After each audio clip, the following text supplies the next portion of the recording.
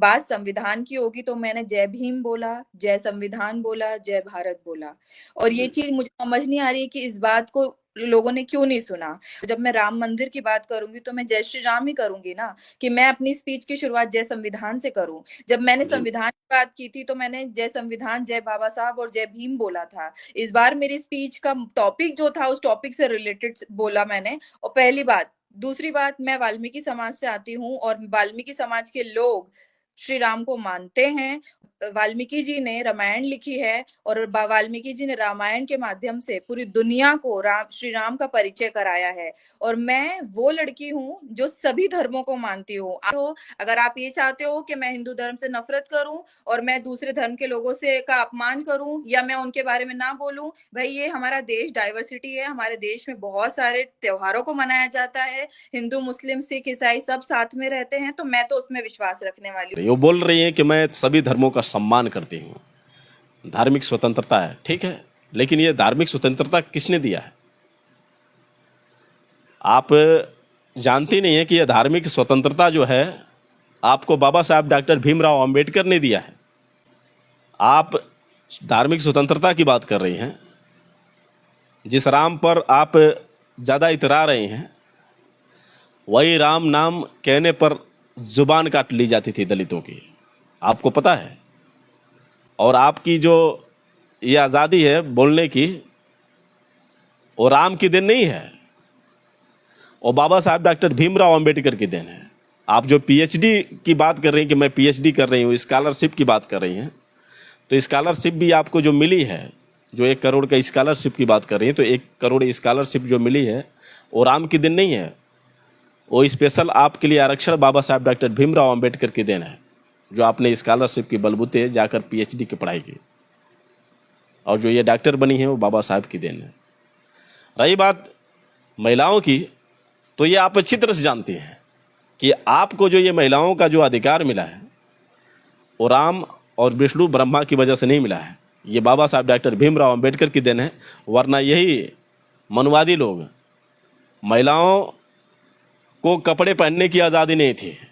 अगर जो अपना स्तन महिलाएं ढकती थी तो स्तन को काट दिया जाता था।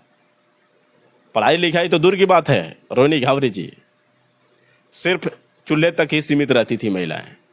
क्रांतिकारी नमो बुधाय, जय भीम। मैं रामानुजार्यन और आप देख रहे हैं अध्यात्म पावर।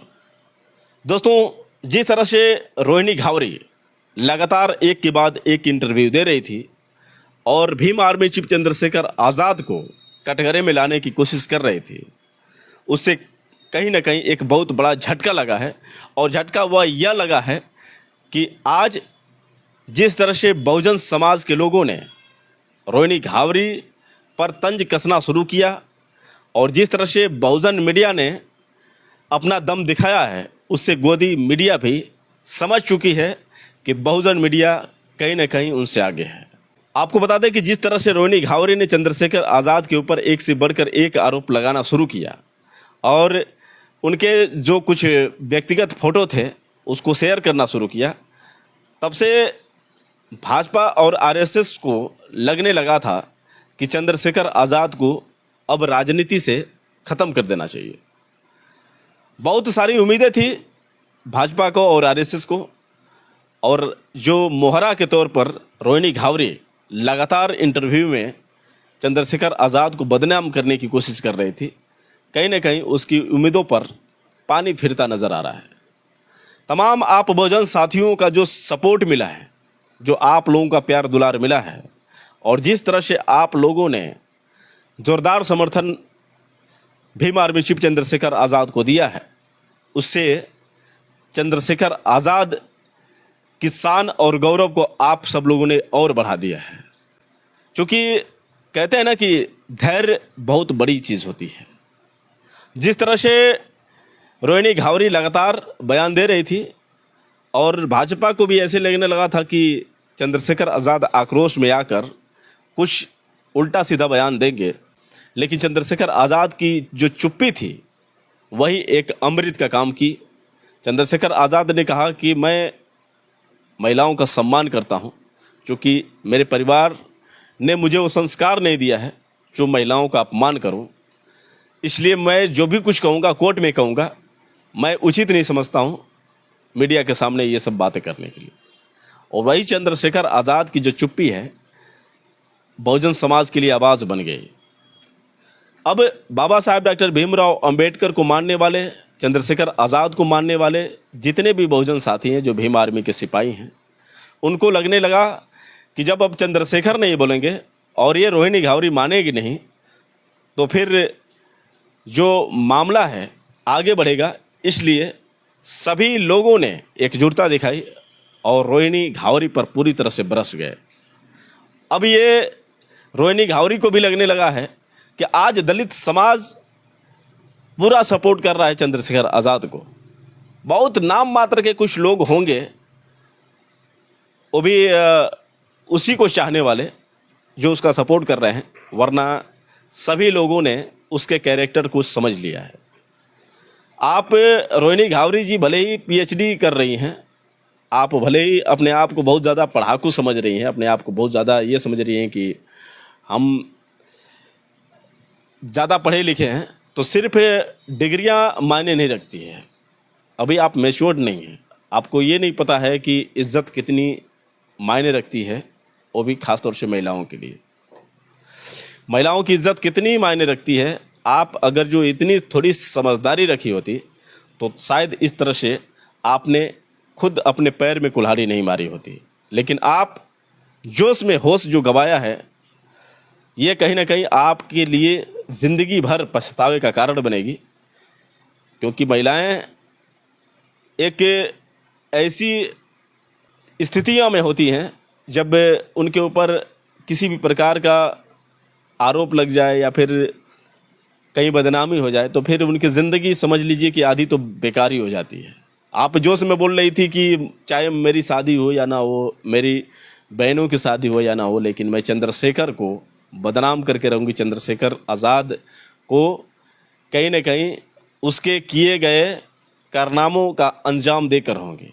आप ये क्यों नहीं कह रही हैं कि जब तक चंद्रशेखर आज़ाद से मुझे फ़ायदा था, तब तक चंद्रशेखर आज़ाद को मैं कुछ नहीं कह सकती थी, लेकिन जब चंद्रशेखर आज़ाद से मुझे फ़ायदा नहीं लगने लगा तो फिर मैं उनको छोड़ दी। नहीं कह सकती हैं। आप बता रहे हैं कि 3 साल तक हम रिलेशन में रहे, 3 साल तक मामला सब कुछ ठीक ठाक था, लेकिन जब चंद्रशेखर आज़ाद सांसद बने तब से मामला बिगड़ा। उनका बिहेवियर चेंज हो गया, मुझे देखते नहीं, मुझे प्यार नहीं करते, मुझसे बात नहीं करते। आप ये क्यों नहीं कहते कि जब तक चंद्रशेखर आज़ाद पैसे देते थे, जब तक चंद्रशेखर आज़ाद आपका ख्याल रखते थे, आपकी हर इच्छाओं को पूरा करते थे, तब तक आपका मामला सब कुछ ठीक ठाक था। लेकिन जब चंद्रशेखर आज़ाद आप पर थोड़ा सा ध्यान देना बंद कर दिए, चूँकि सांसद बनने के बाद उनके ऊपर बहुत सारे काम आ गए।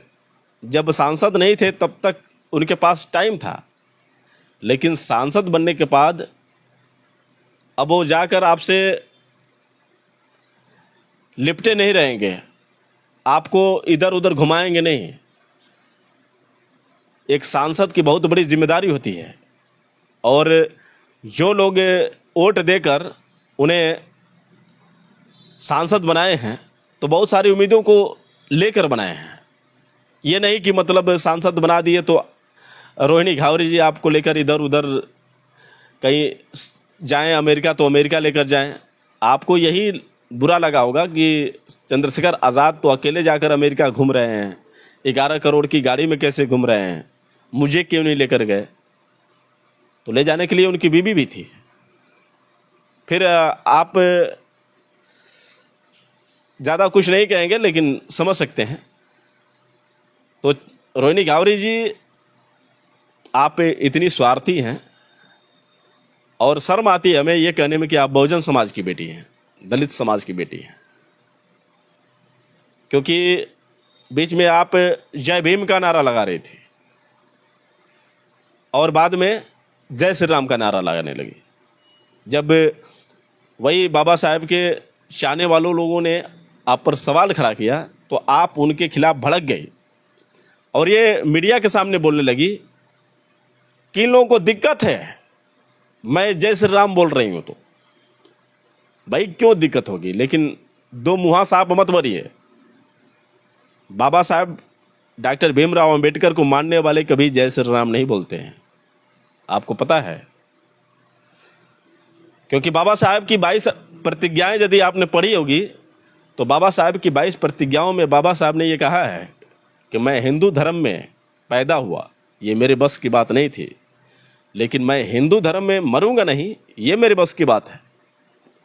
मैं ब्रह्मा विष्णु महेश को भगवान नहीं समझूंगा, मैं उनकी पूजा नहीं करूंगा। उन्होंने ये भी कहा कि जो हिंदू देवी देवता हैं ये हमारे पूर्वजों के हत्यारे हैं। और उन्होंने ये भी कहा कि हिंदू धर्म छोड़ना गुलामी की जंजीर तोड़ने के बराबर है। तो शायद आप 22 प्रतिज्ञाएं बाबा साहब की पढ़ी ही नहीं है, और यदि पढ़ी भी होंगी तो शायद आप बाबा साहब को मानती नहीं है। अगर जो बाबा साहब को मानती तो ये जय श्री राम नहीं बोलती। आप ये कह रही हैं कि वाल्मीकि ने रामायण लिखी थी और हम वाल्मीकि खानदान से हैं, तो इसलिए हम राम को मानेंगे और ये अधिकार हमसे कोई छीन नहीं सकता है। थोड़ा सा मैं दोस्तों आपको इनका ये वीडियो दिखाऊं जो ये बोल रही हैं, जिस तरह से मीडिया के सामने इन्होंने जय भीम और जय श्री राम को लेकर कहा था। थोड़ा सा आप उस वीडियो को देखिए। मैंने बेबाकी से अपने कॉन्स्टिट्यूशन की पावर दिखाई और दिखाया कि कॉन्स्टिट्यूशन क्यों और किस मायने में अच्छा है। तो जब बात संविधान की होगी तो मैंने जय भीम बोला, जय संविधान बोला, जय भारत बोला। और ये चीज मुझे समझ नहीं आ रही है कि इस बात को लोगों ने क्यों नहीं सुना। और इस बार मेरा मौका था, क्योंकि 2 महीने पहले परमानेंट रिप्रेजेंटेटिव पाकिस्तान के उन्होंने राम मंदिर के विरोध में यूनाइटेड नेशंस में लेकर गए इस मुद्दे को और कहा कि इससे कहीं ना कहीं भारत में हिंदू मुस्लिम और दूसरी धर्मों को लेकर बहुत ज्यादा प्रॉब्लम्स आएंगी और ये भारत ने एक बहुत गलत फैसला लिया है इस चीज को लेकर। तो उसके विरोध में कहीं ना कहीं एक हाईलाइटेड मुद्दा था, तो मैंने इस टॉपिक को लिया और इस टॉपिक पे मैंने बोला। तो जब मैं राम मंदिर की बात करूंगी तो मैं जय श्री राम ही करूंगी ना, कि मैं अपनी स्पीच की शुरुआत जय संविधान से करूं। जब मैंने संविधान की बात की थी तो मैंने जय संविधान, जय बाबा साहब और जय भीम बोला था। इस बार मेरी स्पीच का टॉपिक जो था उस टॉपिक से रिलेटेड बोला मैंने। और पहली बात, दूसरी बात, मैं वाल्मीकि समाज से आती हूँ और वाल्मीकि समाज के लोग श्री राम को मानते हैं और हम लोग वाल्मीकि जी ने रामायण लिखी है और वाल्मीकि जी ने रामायण के माध्यम से पूरी दुनिया को श्री राम का परिचय कराया है। और मैं वो लड़की हूँ जो सभी धर्मों को मानती हूँ। आप मुझसे ये नफरत की चीजें नहीं करवा सकते, ये मेरी अभिव्यक्ति की आजादी है। तो मुझे समझ नहीं आ रहा है कि ये विरोध किस चीज का है। इसलिए है कि मैंने सबको साथ लेकर चलने की बात कही, इसलिए है कि मैंने जय श्री राम का नारा लगाया। जैसे ही अपनी स्पीच की शुरुआत जय श्री राम से कही वैसे ही सभी लोग, क्योंकि वहां पर काफी, मैंने आज फोटो भी शेयर की है जिसमें मैं पाकिस्तान, बलूचिस्तान और कुछ वहां के डेलीगेट से मिली। तो जब इस चीज का यहाँ पर उस तरीके से विरोध नहीं हुआ, सम्मान किया गया, तो मैं समझ नहीं पा रही हूँ कि मुझे एक बात बताइए कि अम्बेडकरवादी होने की सबसे बड़ी शर्त ये है क्या? अभी मैंने आधे घंटे पहले ट्वीट लिखा, ये शर्त है क्या दूसरे धर्मों से नफरत करनी पड़ेगी? तो फिर मैं फर्जी अम्बेडकरवादी ठीक हूँ। अगर आप मुझे नफरत करना सिखाते हो, अगर आप ये चाहते हो कि मैं हिंदू धर्म से नफरत करूं और मैं दूसरे धर्म के लोगों से का अपमान करूं या मैं उनके बारे में ना बोलूं, भाई ये हमारा देश डाइवर्सिटी है, हमारे देश में बहुत सारे त्योहारों को मनाया जाता है, हिंदू मुस्लिम सिख ईसाई सब साथ में रहते हैं, तो मैं तो उसमें विश्वास रखने वाली हूँ और ये मेरे खुद के पर्सनल विचार हैं। तो दोस्तों आपने देखा कि किस तरह से रोहिणी घावरी जी राम और भीम के बीच में किस तरह से अपनी बातें रख रही है। वो बोल रही हैं कि मैं सभी धर्मों का सम्मान करती हूँ, धार्मिक स्वतंत्रता है, ठीक है, लेकिन ये धार्मिक स्वतंत्रता किसने दिया है? आप जानती नहीं है कि यह धार्मिक स्वतंत्रता जो है आपको बाबा साहब डॉक्टर भीमराव अंबेडकर ने दिया है। नहीं तो जब संविधान नहीं लिखा गया था, मनुवादी व्यवस्था थी, तो आप अपने इतिहास को पढ़िए, आप अपने पूर्वजों से पढ़िए, आपको समझ में आ जाएगा। इसीलिए मैं कह रहा हूं कि आप सिर्फ डिग्री बटोर कर रखी हैं, आप शिक्षित किसी भी मायने में नहीं है। अगर शिक्षित होती तो इस तरह से बात नहीं करती। आपको पता है कि मनुवादी सभ्यता कैसी थी, मनुवादी व्यवस्था कैसी थी। आप धार्मिक स्वतंत्रता की बात कर रही हैं, जिस राम पर आप ज़्यादा इतरा रही हैं वही राम नाम कहने पर जुबान काट ली जाती थी दलितों की। आपको पता है, धार्मिक स्वतंत्रता की बात है तो आपके चलने से ये ज़मीन अपवित्र हो जाती थी। इसलिए तो दलितों के पीछे कमर में झाड़ू बांध दिया जाया करता था। वो थूके तो ज़मीन खराब ना हो जाए, इसलिए गले में मटके बांध दिए जाते थे। कहाँ है आप? शायद आपने इतिहास ही नहीं पढ़ा है। तो गले में मटके, कमर में झाड़ू, ये हमारे श्रृंगार नहीं थे, बल्कि कमर में झाड़ू इसलिए था कि हमारे जो कदम हैं उन कदमों के निशान इससे मिट जाए। और ये गले में मटका, जो आज गले में टाई पहनकर आप घूमती हैं, कभी गले में हमारे पूर्वज जो थे और आपके भी पूर्वज मटके लेकर घुमा करते थे।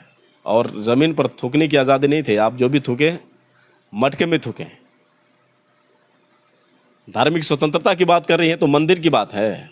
मंदिर में घुसने की तो छोड़िए, मंदिर के आसपास भी भटक जाया करते थे दलित समाज के लोग, तो उन्हें काट दिया जाता था। किस दुनिया में है आप? और जो इस दुनिया में जी रही हैं वो बाबा साहब की देन है, राम की देन नहीं है। आप इतिहास पढ़िए। तो जो भी कहना चाहिए सोच समझ कर कहना चाहिए। और आपकी जो ये आज़ादी है बोलने की, वो राम की देन नहीं है, और बाबा साहब डॉक्टर भीमराव अंबेडकर की देन है। आप जो पीएचडी की बात कर रही हैं कि मैं पीएचडी कर रही हूँ, स्कॉलरशिप की बात कर रही हैं, तो स्कॉलरशिप भी आपको जो मिली है, जो 1 करोड़ का स्कॉलरशिप की बात कर रही हैं, तो 1 करोड़ स्कॉलरशिप जो मिली है वो राम की देन नहीं है। वो स्पेशल आपके लिए आरक्षण बाबा साहब डॉक्टर भीमराव अंबेडकर की देन है, जो आपने स्कॉलरशिप की बलबूते जाकर पीएचडी की पढ़ाई की, और जो ये डॉक्टर बनी है वो बाबा साहब की देन है। रही बात महिलाओं की, तो ये आप अच्छी तरह से जानती हैं कि आपको जो ये महिलाओं का जो अधिकार मिला है वो राम और विष्णु ब्रह्मा की वजह से नहीं मिला है, ये बाबा साहब डॉक्टर भीमराव अंबेडकर की देन है। वरना यही मनुवादी लोग, महिलाओं को कपड़े पहनने की आज़ादी नहीं थी। अगर जो अपना स्तन महिलाएं ढकती थी तो स्तन को काट दिया जाता था। पढ़ाई लिखाई तो दूर की बात है, रोनी घावरे जी, सिर्फ चूल्हे तक ही सीमित रहती थी महिलाएं। लेकिन बाबा साहब डॉक्टर भीमराव अंबेडकर, ज्योतिबा राव फुले, सावित्रीबाई फुले की देन है, जो आप इतनी आज़ाद हैं और इतना अकड़ कर आप स्पीच दे रही हैं। तो बाबा साहब के मानने वालों के सामने ये जय श्री राम का नारा लगाएंगी तो बुरा नहीं लगेगा। और आप कह रही हैं कि मुझे धार्मिक स्वतंत्रता है, मैं कुछ भी बोल सकती हूँ। थोड़ा सा ये है कि आप बीजेपी के चंगुल में फंस गई हैं। अफसोस इसी बात का है, वरना स्वाभिमान होता तो इस तरह से आप नहीं कहती। खैर कोई नहीं, आप जैसे लोग क्या समझेंगे, ना बाबा साहब के एहसान को आप मानेंगे और न चंद्रशेखर आज़ाद के एहसान को मानेंगे। चंद्रशेखर आज़ाद से बात करने के लिए सिफारिशें विनोद यादव से कर रही थी, जो उपाध्यक्ष हैं भीम आर्मी के। वो सबके सामने सोशल मीडिया पर, न्यूज़ पर आकर बताया कि किस तरह से इसने मुझे बार बार कहा कि मैं चंद्रशेखर आज़ाद का नंबर चाहती हूँ, मैं उनसे बात करना चाहती हूँ। फिर मैंने उनसे बात करवाई तो मुझे उम्मीद नहीं थी कि ये इतना बड़ा गेम खेलेगी। मुझे क्या पता कि ये रिकॉर्ड रखेगी, फ़ोटो को वायरल करेगी, आगे चलकर स्क्रीन शॉट रखेगी चैटिंग की। तो विश्वासघात जो है आपने किया है। और आपकी जैसे औरतें जो होती हैं ना, कहते हैं ना कि धोबी का कुत्ता ना घर का ना घाट का, वही हाल आपका है। क्या सोचकर सोशल मीडिया में आई थी, क्या सोचकर न्यूज़ वालों के सामने एक से बढ़कर एक आरोप पे जो है चंद्रशेखर आज़ाद पर लगा रही थी। लेकिन आप जो उम्मीदें सजा कर बैठी हैं वो उम्मीदें पूरी नहीं हो पाएगी, क्योंकि कहते हैं ना कि सच्चाई छुप नहीं सकती बनावट के वसूलों से, खुशबू आ नहीं सकती कागज़ के फूलों से। तो जो सच्चाई तो सच्चाई है, आपके ये बनावटी चेहरे से ऐसा नहीं है कि लोग पिघल जाएंगे और इतनी आसानी से आप केस जीत जाएंगी, क्योंकि आप नहीं जानती हैं कि नगीना सांसद चंद्रशेखर आज़ाद एक एडवोकेट हैं और मज़े हुए एडवोकेट हैं। ऐसा नहीं है कि मतलब वही लल्लू पंचू। इसलिए उनके अंदर धैर्य है, वो जानते हैं कि तुम कितने पानी में हो। इसलिए उन्होंने कहा कि जो भी मैं कहूँगा कोर्ट में कहूँगा, मैं उचित नहीं समझता हूँ कि यहाँ पर बोलूँ। और जो आप कूद रही हैं भाजपा और आरएसएस और ये बृजभूषण सिंह पर, तो आपको क्या लगता है कि ये साथ देंगे? ये कभी साथ दिए हैं? आपको सिर्फ खिलौना समझते हैं, और विश्वास नहीं है तो आप कुछ दिन गुजारिए उन लोगों के साथ, फिर हम यहीं रहें और सभी लोग देख रहे हैं, पता चलेगा कि कौन अपना है कौन पराया है। तो थोड़ी सी लालचों में आकर, किसी के झांसे में आकर आपने जो ये किया है, ये अच्छा नहीं किया है, और आपने अपने पैरों में खुद कुल्हाड़ी मारी है। चंद्रशेखर आज़ाद को आप क्या बदनाम करेंगे? चंद्रशेखर आज़ाद बहुजन के लिए एक ब्रांड है। बाबा साहब डॉक्टर भीमराव अंबेडकर अकेले थे तो ये मनवादी लोग सविता का इस्तेमाल करके अपने मिशन में सफल रहे, लेकिन आज चंद्रशेखर आज़ाद के साथ अनेकों भीमवादी पड़े हैं। बाबा साहब डॉक्टर भीमराव अंबेडकर के अनेक सिपाही पड़े हुए हैं चंद्रशेखर आज़ाद के साथ। तो इतना आसान नहीं है कि चंद्रशेखर आज़ाद आपसे हार जाएं और आप उनको कटघरे में लाकर खड़ी कर दें।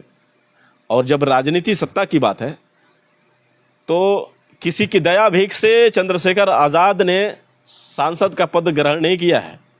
भाई चंद्रशेखर को हराने के लिए सभी पार्टियों ने एड़ी चोटी का जोर लगाया था, लेकिन 1,51,000 वोटों से सभी को मात दिए।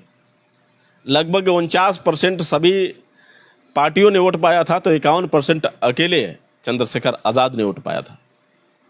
और आप चंद्रशेखर आज़ाद को हराने के लिए चली हैं। तो चंद्रशेखर आज़ाद ऐसे ही सांसद नहीं बने हैं, और किसी के बाप की ये बपौती नहीं है जो तो चंद्रशेखर आज़ाद से सांसद का पद छीन ले। ये बृजभूषण सिंह जो कह रहे हैं कि या तो अपनी जो गलती है उसको बताएं, नहीं तो घर बैठे हैं।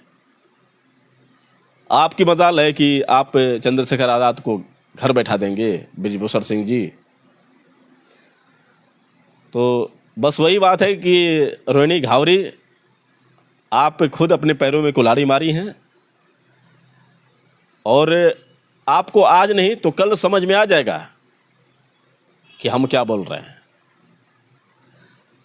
तो जो लोग मोहरा हुए हैं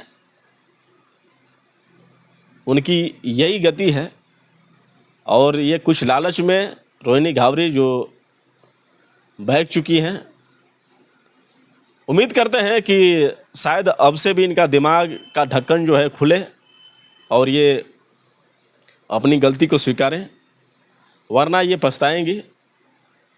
तो दोस्तों, आप लोगों का जो प्यार दुलार काफ़ी सराहनीय रहा है, और आप लोगों के ये प्यारे प्यारे कमेंट, जो आप लोगों का जो प्यार दुलार मिलता है, इससे हमारे हौसलों को कहीं ना कहीं ज़्यादा बढ़ोतरी मिलती है। तो इसलिए सबसे पहले आप लोगों को बहुत बहुत साधुवाद, जो आप लोग अपना प्यार दुलार देते हैं। और इस वीडियो को देखने के बाद आप अपनी राय ज़रूर दें, और हो सके तो इस वीडियो को ज़्यादा से ज़्यादा शेयर करें। फिर मिलेंगे अगले वीडियो के साथ, तब तक के लिए क्रांतिकारी नमो बुधाय। जय भीम।